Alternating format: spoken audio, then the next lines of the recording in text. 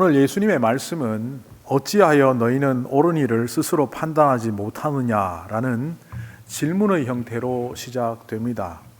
그런데 이것은 질문이라기보다는 꾸짖음이고 질문이라기보다는 뭔가를 알려주시기 위한 경고임을 우리는 알아야 합니다. 이런 형태를 수사의문문이라고 합니다. 답을 할 필요 없이 오히려 서술문으로 하는 것보다 강조하는 어법을 수사의문문을 통해서 표현합니다. 자녀들이 밥을 먹어라 했음에도 불구하고 밥을 먹지 않을 때 너는 왜 아직 밥을 안 먹고 있니? 라는 이 말은 전형적인 수사의문문입니다.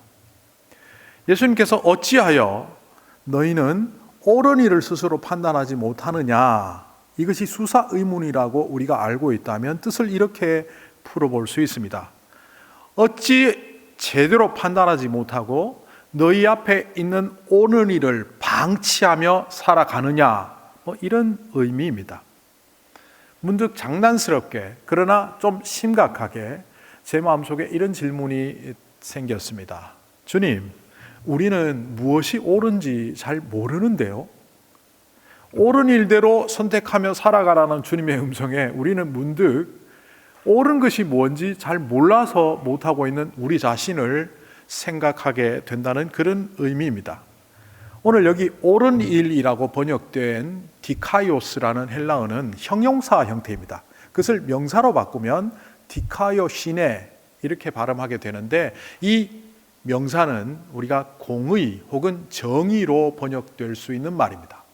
그러니까 오늘 그것을 명사의 형태로 해서 예수님의 말씀을 다시 바꾸어 보면 너희는 왜 정의를 따르지 않느냐? 이 질문에는 여러분 어떻게 대답하시겠습니까? 저는 정의를 모르는데요, 이렇게 말할 수 있겠습니까? 옳은 일은 막연하다 생각해서 잘 몰라서 못하겠습니다 라고 말할 수 있지만, 사회적 통념상 정의와 공의에 대한 개념은 이미 우리 속에 있기 때문에 구체적으로 말은 하지 못하더라도 정의가 무엇인지 아는 우리들은 왜 정의를 따라가지 않으십니까? 누군가 우리들에게 말할 때 정의를 몰라서 못 따라갑니다 라는 말은 할 수 없다는 그런 뜻입니다. 2010년에 나온 책 이름이 정의란 무엇인가, 이런 책이 하나 있었습니다. 마이크 샌델이라는 하버드 대학의 정치철학 교수가 쓴 책인데, 이게 한국에서 200만 부가 팔렸습니다. 초 베스트셀러였습니다. 그런데 미국에서는 10만 권 조금 늦게 팔렸습니다. 왜 이렇게 한국에서는 200만 권이나 팔리는데 미국에서는 10만 권밖에 안 팔렸을까? 그냥 좀 생각을 해보니까 미국 사회에서는 설문조사를 하면 미국 사회가 정의롭지 않다, 공정하지 않다라고 대답하는 사람들이 한 30%밖에 되지 않습니다.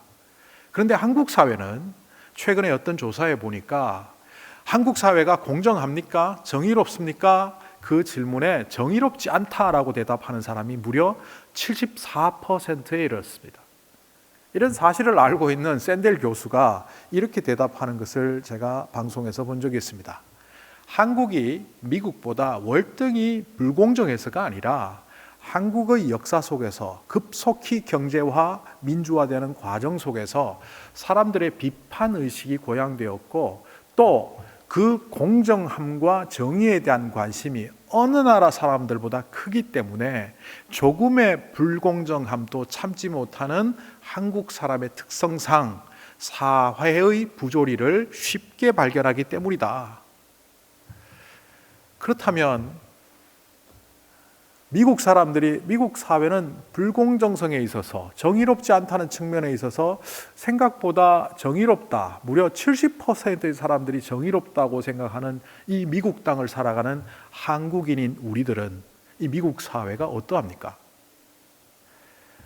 미국을 살아가는 우리들은 이 미국 사회가 공정하다 내지는 정의롭다 생각하십니까? 아니면 반대라고 생각하십니까? 어떤 사회든 이 공정성, 정의로움이 무너지면 분열이 일어나고 다툼이 일어나고 심각하면 그것이 전쟁으로 됩니다. 누구의 편을 들어서가 아니라 가자 지구에 사는 팔레스타인인들이 이스라엘이 평소에 자신들에게 불공정하게 정의롭지 않게 했다는 그것 때문에 깔고 있던 불평, 불만, 그것을 기반으로 하마스는 전쟁을 일으켰습니다. 미국 사회는 그 전쟁을 바라보며 친 이스라엘 측과 친 팔레스타인이 데모를 하며 서로 경쟁적으로 데모할 뿐만 아니라 만나면 폭력을 행사합니다.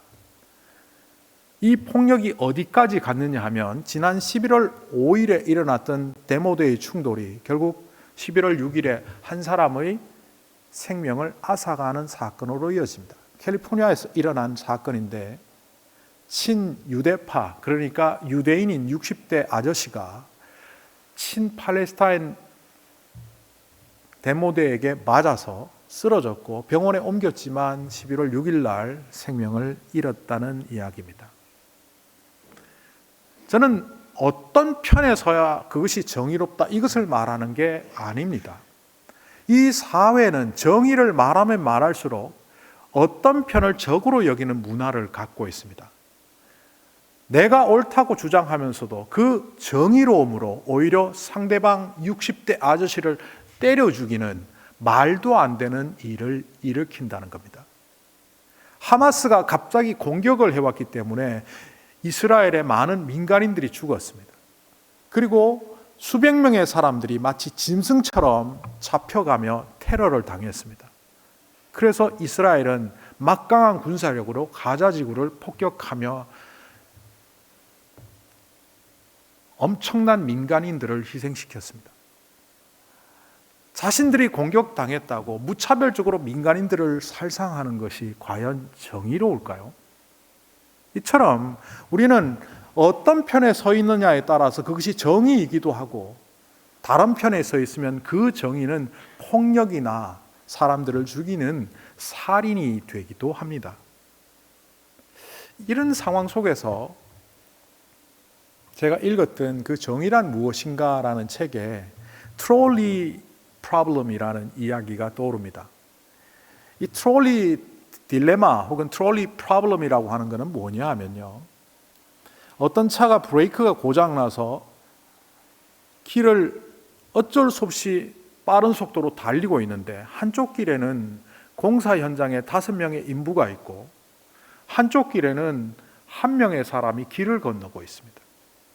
오른쪽으로 꺾으면 1명을 죽이고 왼쪽으로 꺾으면 5명을 죽이게 되는 상황 속에서 운전자인 나는 어떤 것을 택할까? 이런 게임 같은 질문입니다. 많은 사람들은 그래도 한 사람을 죽이고 5사람 살리는 게 낫지, 그래서 오른쪽으로 꺾어서 한 사람을 희생시켜야 된다라고 대답하지만 이 질문의 맹점은 서구 사회, 아니 아테네 시대부터 지금까지 우리가 갖고 있는 공리주의가 얼마나 허무한 건지를 보여줍니다. 사람의 인권, 사람의 생명마저도 물량으로 계산하는 거예요. 1명의 생명이 5명의 생명보다는 덜 하니까 이쪽을 가야지. 모든 사람들이 이로운 세상은 만들 수 없기 때문에 그래도 많은 사람들이 이로운 세상을 만들어 가자는 공리주의는 결국은 인권마저도 사람의 생명마저도 수단으로 전락시켜 버렸습니다. 다수결로 모든 것을 결정하는 민주주의는 옳고 소수의 의견은 아무리 옳을지라도 소수에 불과하다면 묵살되어야 되는 그런 구조를 우리는 정의라고 말하는 세상 속에 살고 있다는 겁니다. 우리 사회를 관통하는 자유주의라는 게 있습니다. 이 자유주의를 시장 만능주의라고 하기도 하고 다르게 표현하면 능력주의라고 표현하기도 합니다. 더 열심히 애를 쓰고 노력해서 뭔가 성과를 얻은 사람이 그 보상을 더 크게 받아야 된다는 겁니다. 그것이 사업이든 공부든 연구든 그러하다는 겁니다. 제가 이번에 이걸 실감했습니다. 평상시에도 비행기를 타면 늘 느끼는 바이지만 이번에는 유달리 좀 심하게 느꼈습니다. 제가 지난 월화수 출장으로 LA를 다녀왔습니다. 회의 참석자 다녀왔는데 제가 타는 비행기가 8단계로 사람을 구분해서 태우더라고요. 그 8단계가 이렇습니다. 어느 회사를 모욕하거나 선전하는 바가 아닙니다. 델타 1, 다이아몬드, 컴포트 플러스, 스카이 프라이오리티, 메인 캐빈 1, 메인 캐빈 2, 메인 캐빈 3, 베이직 이코노미 8단계로 사람을 나누어 갖고 태우고 있는데 몸이 좀 불편한 사람이 뒤쪽에 있어도 그 순서가 되지 않으면 입장 불가였습니다. 저는 5번째 내지 6번째 수준이었기 때문에 그래도 흐뭇하게 좀 빨리 탄다고 흐뭇한 미소를 뒤로 보면서 타고 있었지만 씁쓸했습니다. 가끔 놀이시설에 가면 패스트 트랙이라 그래서 더 비싼 티켓을 산 사람은 빨리 들어가고 일반 티켓을 산 사람은 줄줄이 줄 서서 기다려야 되는 그런 구조를 우리는 시장 만능주의 내지는 능력주의, 자유주의라고 합니다. 이거를 거부하거나 안 받아들이는 사람은 없죠. 그런데 이것이 오늘날 미국 사회 속에 심각한 병폐를 일으키죠. 그것이 대표적으로 의료보험제도입니다. 더 비싸고 좋은 의료보험을 가진 사람은 작은 병도 쉽게 치료를 받을 수 있는 반면 가난해서 의료보험 혜택을 받지 못하는 사람은 죽을 병에 걸려도 그냥 죽어야 하는, 치료받지 못하는 이 사실이 바로 시장 만능주의 내지는 능력주의의 소산물입니다. 그럴 겁니다. 예전에 많이 그런 얘기를 들었어요. 아이와 함께 가는 부모가 한국 사회 속에서 공사장 인부로 일하는 사람을 가리키며 얘야 너도 열심히 공부해야지 아니면 적골돼. 제가 노방전도를 다닌 시절이 있었습니다. 서울역 앞에 주일 오후에 노방전도를 갔는데 그날따라 무지 더웠고 그 노숙자 한 분과 제가 햄버거와 콜라를 마시며 땅바닥에 앉아 있었습니다. 한 부모가 한 대략 6, 7살쯤 아들을 데리고 저를 손가락으로 가리키며 공부하라면 저런 인간 돼. 한 번도 그런 손가락질을 받아보지 않아서 생각하지 못했지만 그때 손가락질을 받으며 제가 손가락질 받아서가 아니라 나도 이런 문화에 익숙해 있구나. 내가 손가락질을 받아보니 그 사람은 오해하고 한 것이지만 학벌도 없고 재정적인 능력도 없고 일할 능력도 없는 사람은 세상 속에서 무시당하는 존재가 되어도 마땅한 세상이라고 여기는 그 잘못된 정의 속에 내가 살고 있구나. 오늘 이 이야기를 통해서 사회 문제를 제기하고 정치적인 판단을 하자고 하는 것이 아니라 성경 말씀의 주제로 들어가기 위하여 서론으로 말씀드렸습니다. 이런 문제의식을 갖고 오늘 말씀 속으로 들어가면 오늘 말씀은 비교적 짧지만 3개의 단락으로 구성되어 있고 주님이 말씀하시는 초점은 첫째 단락에 있다는 것을 발견하게 됩니다. 한 절 한 절이 단락이라는 겁니다. 첫 번째 단락 57절은 이렇게 우리에게 말합니다. 어찌하여 너희는 옳은 일을 스스로 판단하지 못하느냐. 이것은 수사 의문문입니다. 주님이 말씀하시는 것은 너희들 앞에 옳은 일이 있는데 왜 그것을 선택하지 않고 잘못된 길로 선택하며 가느냐라는 질책성 경고입니다. 이거는 앞에 56절에서 왜 이때가 어떤 때인지 분간하지 못하느냐 그 말씀과 연결된 그런 구조 속에 있습니다. 이 땅을 하나님을 믿는 사람으로 살아가기 위해서는 때도 구분해야 될 뿐만 아니라 이 시대의 정의가 무엇인지 바르게 알고 살아가야만 그것이 온당하다는 것을 첫 번째 구절에서는 말씀하고 있습니다. 그러니까 더 풀어보자면 옳은 일을 스스로 판단하지 않고 많은 사람들이 그것이 옳다고 여기니까 사회적 통념이라고 시류라고 함부로 판단해서 다들 저쪽으로 가니까 나도 저쪽으로 가고 있다면 그런 사람을 향하여 주님은 말씀하실 겁니다. 성경은 하나님은 그렇게 말하지 않는데 왜 그렇게 살아가느냐?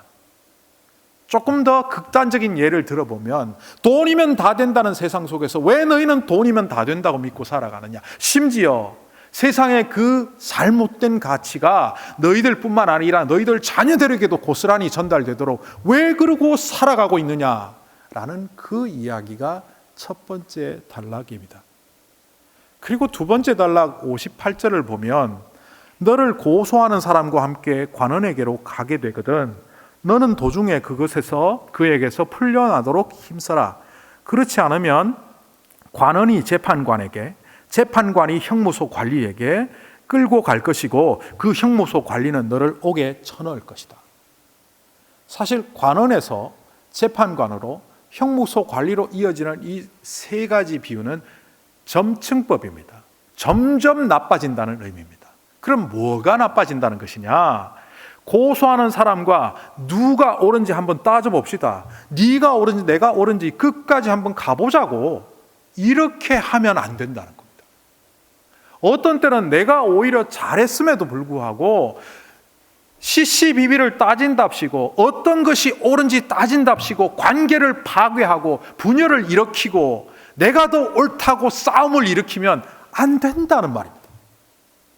우리가 흔히 의를 위하여 화를 내어도 된다고 사회적으로 말합니다. 그 의를 지키기 위하여 이 땅의 모든 재판 시스템과 모든 공정 시스템은 발휘된다고 말하지만 그 의가 앞에서 말했던 이쪽에서 보면 폭력이 되는 의라면 그것을 위해서 함부로 날뛰어서는 안 된다는 이야기를 우리 주님은 두 번째 단락에서 하십니다. 세 번째 단락으로 넘어가 보면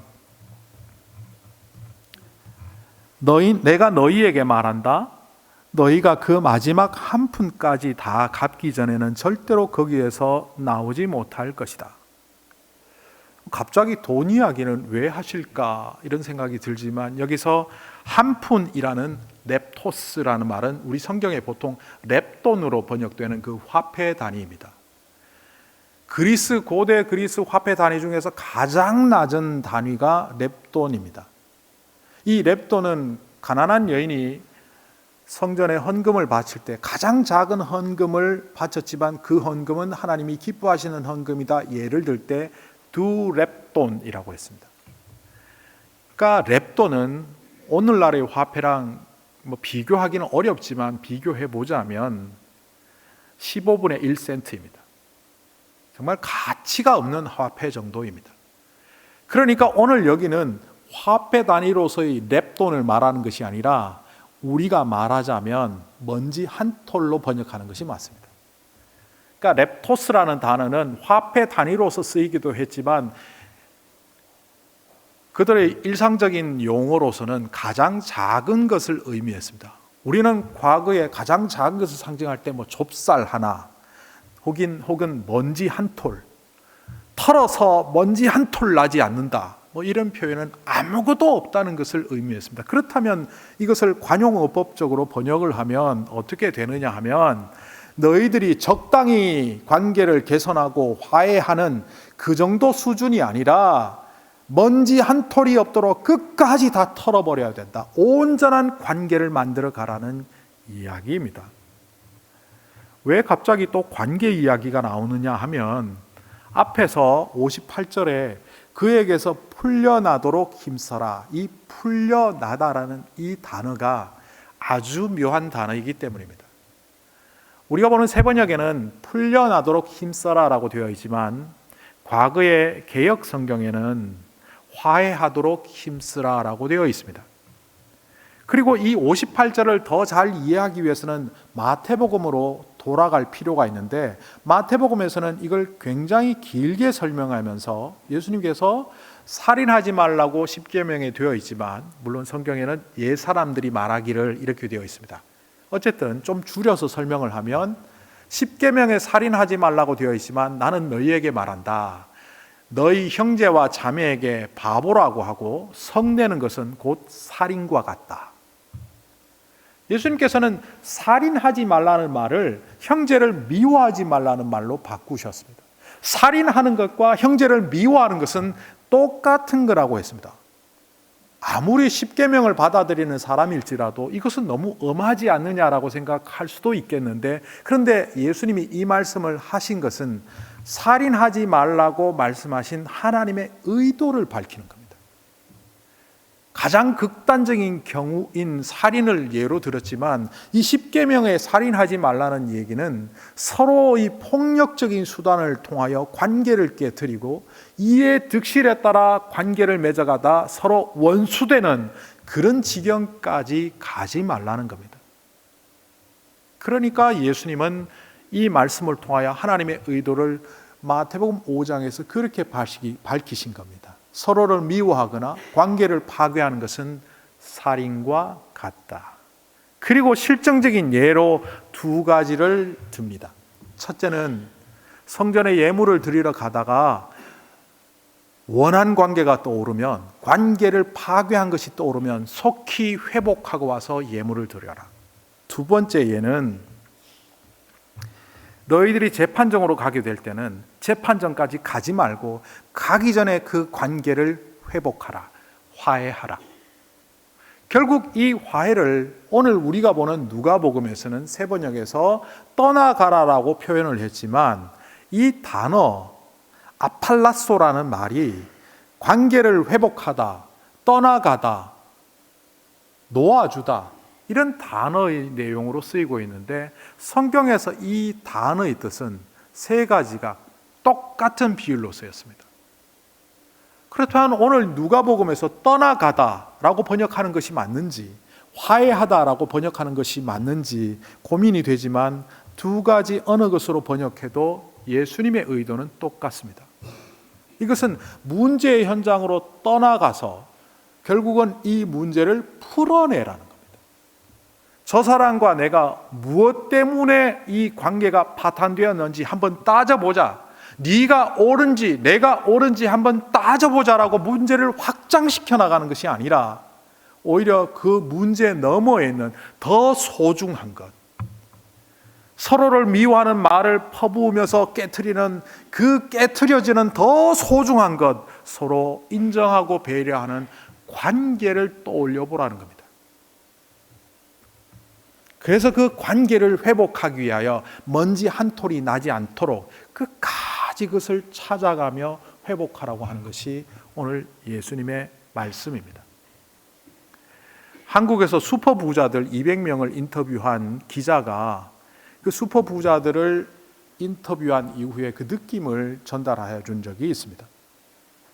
그러니까 그냥 부자가 아니고 우리가 생각하기에 정말 상상을 초월할 만한 부를 축적한 사람들을 슈퍼부자라고 하고 그 200명을 면접하고 인터뷰한 결과고 책을 썼는데 책 내용이 중요한 게 아니라 그 기자가 부자들을 만나면서 느꼈던 감정을 이렇게 전달했습니다.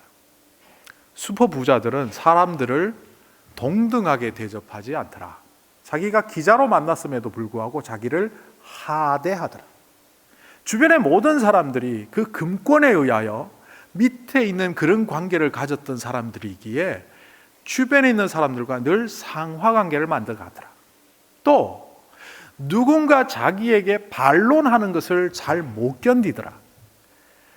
금권이, 그 돈이 그 사람을 그렇게 바꾸어 가더라. 또 하나는 한국 사회에 가진 자들이 갖는 갑질 문화, 갑이 을을 무시하는 이 갑질 문화를 그 슈퍼부자들은 그게 뭐가 문제가 되냐고 말하더라. 끊임없이 늘 있는 자의 위치에 있다 보니까 다른 사람들을 하대했고 늘 예스맨만을 가까이 하다 보니까 결국은 자기가 갑질을 하면서도 이거는 당연한 거다라고 생각하는 것을 보았다는 겁니다. 이것은 능력주의에 기반을 둔 오늘날 이 시대가 갖고 있는 나쁜 정의를 받아들였기 때문입니다. 그러면 슈퍼부자들만 그렇습니까? 학벌이 높은 사람은, 열심히 노력한 사람은 인정받고 그렇지 않은 사람들은 하대받는 이 능력주의, 시장 만능주의 세상 속에서 우리들은 아무렇지 않습니까? 제가 예전에 설교를 잘 준비하지 않고 이렇게 하는 목사님들을 주변에서 보면 속으로, 겉으로는 안 하고 정말 죄송하게도 속으로 혀를 찼습니다. 목사가 되어갖고 설교를 준비하는 시간을 저렇게 짧게 가져서 어떻게 하겠느냐, 그런 안타까움이었죠. 저는 개인적으로 일주일에 한 30시간 이상의 설교 준비 시간을 갖습니다. 거기에 뭐 독서 시간도 있고 성경 묵상 시간도 있고 기도 시간도 있고 원고를 작성하는 시간도 있고. 그리고 저는 Pastor's Library라고 해서 제 방에 와보신 분들은 알겠지만 많은 책들과 함께 연구하고 설교 준비를 할 수 있는 공간을 할애받았습니다. 또한 주중에 제가 다른 일을 하지 않아도 생활할 수 있는 사례비를 교회로부터 제공받고 있습니다. 그러다 보니 30시간을 투자하는 것은 그렇게 무리가 아닙니다. 그런데 재정적으로 어려운 교회에 있는 목사님들은 다른 일들을 합니다. 30시간 투자하기가 어렵습니다. 저는 무려 2,000불이 넘는 성경 연구 플랫폼을 구입해서 사용하고 있지만 그런 분들은 그것은 엄두도 나지 않습니다. 수천 권의 책 살 수가 없습니다. 그런 똑같은 상황이 아닌 전혀 다른 상황에 있는 사람을 나와 동등한 자리에 놓고 같이 출발을 해서 나는 이만큼 왔는데 당신은 왜 처졌어요? 나중에 알고 봤더니만 저는 이미 앞에 서서 출발한 거죠. 우리가 노력을 이만큼 했기 때문에 나는 이만큼 얻는다는 그 능력주의는 실제로 출발선상이 다르죠. 우리가 만약 미국이 아니라 저 가난한 나라, 한국이 아니라 훨씬 더 가난한 나라에 태어나서 살았다면, 학교 교육도 제대로 받지 못했다면, 그 경제적인 어려움 때문에 13살부터 나가서 일해야 되는 나라에 살았다면 오늘날 우리의 모습을 이렇게 유지할 수 있을까요? 그런데도 불구하고 우리는 우리의 입장에서, 우리가 속해 있는 사회의 안목으로 내게 주어진 상황 속에서 판단하며 그것을 정의라고 믿고 살아가고 있습니다. 이런 우리들에게 주님은 말씀하십니다. 이 땅의 공리주의도, 시장 만능주의도, 능력주의도 기준이 될 수 없다. 결국 하나님의 말씀에 입각해서 인간이 기준이 아니라 하나님이 기준이 되는 공의를 추구하라고 말씀하시는 겁니다. 우리 앞에 놓여 있는 옳은 것, 우리 앞에 놓여 있는 정의는 사람이 기준이 되고 사회가 기준이 되고 다수결에 의해서 결정되는 것이 아니라 하나님의 말씀 안에서 이것은 하나님의 뜻이요 하나님이 옳다고 여기는 것을 기준으로 세상을 보며 나의 삶을 바라볼 때 우리는 정의를 선택하며 그 하나님의 공의에 따라 살아갈 수 있는 사람이 된다는 겁니다. 그럴 때 우리는 만약 많이 가졌다면 가지지 않는 사람들에게 베풀 수 있는 나눔의 대상으로 그들을 볼 수 있습니다. 내가 만약 많은 것을 배우고 알고 있다면 그 배우고 알고 있는 것을 통하여 배우지 못한 다른 사람들을 무시하는 것이 아니라 그들을 섬길 수 있는 섬김의 대상으로 바라볼 수 있다는 겁니다. 우리는 능력주의 세상 속에서 더 많이 가지고 더 많이 배우고 더 성공하기를 바라며 살아가지만, 그러나 능력주의, 이 세상이 주는 잘못된 정의를 따라가지는 말아야 합니다. 가졌던 가지지 않았던, 많이 배웠던 적게 배웠던, 능력이 있든 없든 그 어느 자리에서든 우리는 귀한 존재요. 예수 그리스도는 그 낮고 천한 자리에 오셔서 우리처럼 보잘것없는 자를 위하여 자신의 생명을 주셨다는 것을 알며 우리의 가치를 재확인하며 동시에 우리 주변에 있는 사람들도 그렇게 뵐 수 있어야 합니다. 정의란 무엇인가? 또 다른 책을 보았습니다. 팀 켈러 목사님이 정의란 무엇인가? 라는 책을 썼는데 책을 읽다 보니 제목이 잘못되었다 생각이 들었습니다. 그리고 영어책 제목을 보니까 영어책 제목은 정의란 무엇인가가 아니라 Generous Justice였습니다. 우리말로 구태여 번역하자면 관대한 정의. 그 책 내용 중에 이런 말이 나옵니다. 정의가 정의로울 수 있으려면 사랑과 만나 키스를 해야 한다. 사랑을 만나지 않은 정의는 정의가 아니라는 거죠. 하나님의 공의로움을 상실한 인간의 정의는 정의가 아니고 폭력일 뿐이라는 거죠. 아모스 5장 21절 24절에 하나님은 우리들에게 이런 목소리를 들려주십니다. 나는 너희가 벌이는 절기 행사를 싫어한다. 역겹다. 너희가 성회로 모여도 도무지 기쁘지 않다. 너희가 나에게 번제물이나 곡식제물을 바친다 해도 내가 그 제물을 받지 않겠다. 너희가 화목제로 바치는 살찐 짐승도 겉들떠 보지 않겠다. 시끄러운 너의 노래 소리를 나의 앞에서 집어치워라. 새 번역이 이렇게 강하게 번역했습니다. 너의 검은고 소리도 나는 듣지 않겠다. 너희는 다만 공의를 물처럼 흐르게 하고 정의가 마르지 않는 강처럼 흐르게 하여라. 하나님의 공의를 택하지 않은 예배자는 온전한 예배자가 될 수 없고, 하나님의 공의를 선택하지 않은 부정의함 속에서 이 세상의 시류대로 편성하며 살아가는 자는 그 어떤 찬양과 그 어떤 예물도 하나님이 받으시지 않겠다는 엄청난 이야기를 했습니다. 제가 알고 있는 선교사 이야기입니다. 선교지에 가서 헌신을 했고 여러 청년들을 모아서 선교센터를 세웠습니다.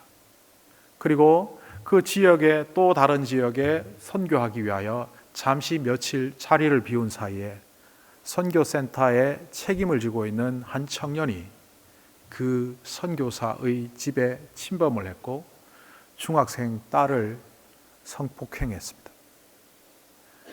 그리고 아이를 치료차 또한 안식년도 되어서 그 가정은 서울로 나와 철수를 해버렸습니다. 처음에는 1년 동안 나와 있다가 다시 들어갈 생각이었는데 마음에 분노가 일어났어. 그렇게 수십 년 동안 내가 헌신했는데 그 현지인이 내 딸을 망쳤다는 생각 때문에 돌아갈 수가 없었다고 합니다. 그리고 기관 목회를 시작했습니다. 1년, 2년, 3년, 4년 서울에서 기관의 목회자로 편안한 삶을 살았지만 그에게 들려오는 소리는 자기가 놓고 온 그 선교지 선교센터에 대신 들어갈 사람이 없어서 점점 무너져 내리고 그 공동체가 흩어져서 이제는 몇 명밖에 남지 않았다는 선교 공동체가 무너져 내리는 소식을 1년, 2년, 3년, 4년 지나며 듣게 되었습니다.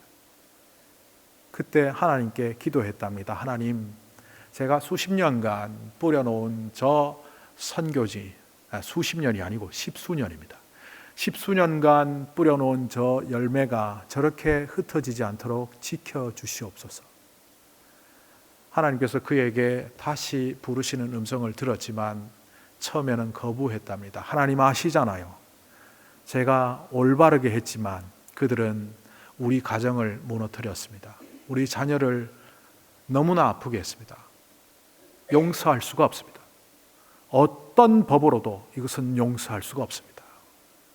그때 하나님이 그 선교사 마음에 이런 질문을 하셨답니다. 그 법의 주인이 누구냐?